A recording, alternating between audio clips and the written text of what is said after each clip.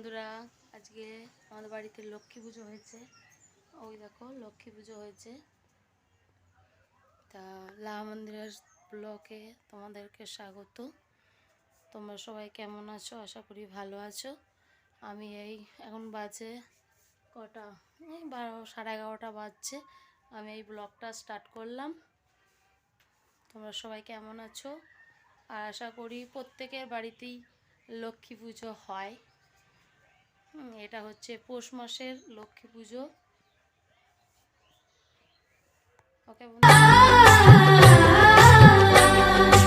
এসো মা লক্ষ্মী, আমারে ঘরে এসো, এসো মা